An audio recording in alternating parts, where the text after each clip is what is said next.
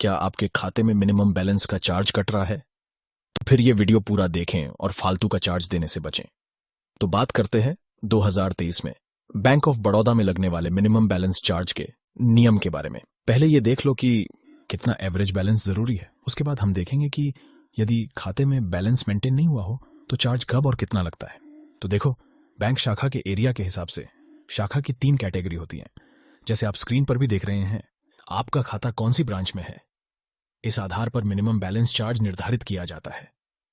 उदाहरण के तौर पर यदि आपकी बैंक शाखा ग्रामीण क्षेत्र में है तो आपके खाते में 3 महीने का एवरेज बैलेंस 500 रुपये होना चाहिए, और यदि आपकी ब्रांच अर्धशहरी शाखा है तो आपको अपने खाते में 1000 रुपये मेंटेन करने हैं। इसी तरीके से शहरी क्षेत्र की शाखा में आपको बचत खाते में 2000 रुपये एवरेज मेंटेन करने हैं, यानी क्वार्टरली एवरेज बैलेंस 2000 रुपये होना चाहिए। तो यह तो आप अब समझ ही चुके हैं। तो अब हम समझते हैं कि यदि खाते में मिनिमम बैलेंस मेंटेन नहीं होता है तो चार्ज कितना लगेगा। तो इसके लिए स्क्रीन पर आप ये टेबल देखें।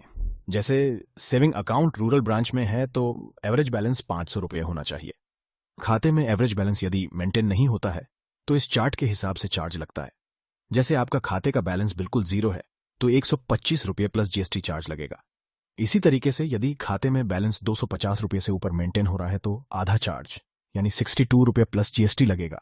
यह चार्ज हर 3 महीने में एक बार लगता है। इसी तरीके यदि आपके खाते का बैलेंस 500 रुपये के करीब है पर पूरा 500 रुपये नहीं है तो उस केस में 39 रुपये प्लस जीएसटी चार्ज लगेगा। इस तरीके से यदि सेमी अर्बन शाखा है तो ये टेबल देखें। वीडियो पॉज करके आप खुद आसानी से समझ सकते हैं कि कितना चार्ज लगेगा। शहरी क्षेत्र में ब्रांच है तो यह टेबल देखें। वीडियो पॉज करके अच्छे से समझें। अब सवाल आ रहा होगा कि चार्ज से कैसे बचें। तो चार्ज से बचने के लिए या तो खाते में एवरेज मेंटेन करें या फिर अपने खाते को जीरो बैलेंस वाली स्कीम में चेंज करवा लें ताकि आपको बार बार चार्ज न देना पड़े।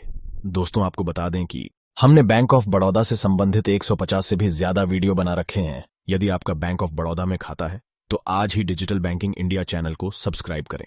यहां पर हम बैंक से रिलेटेड जानकारी आपको देते रहते हैं। वीडियो को लाइक और शेयर जरूर करें। जल्द मिलेंगे। धन्यवाद।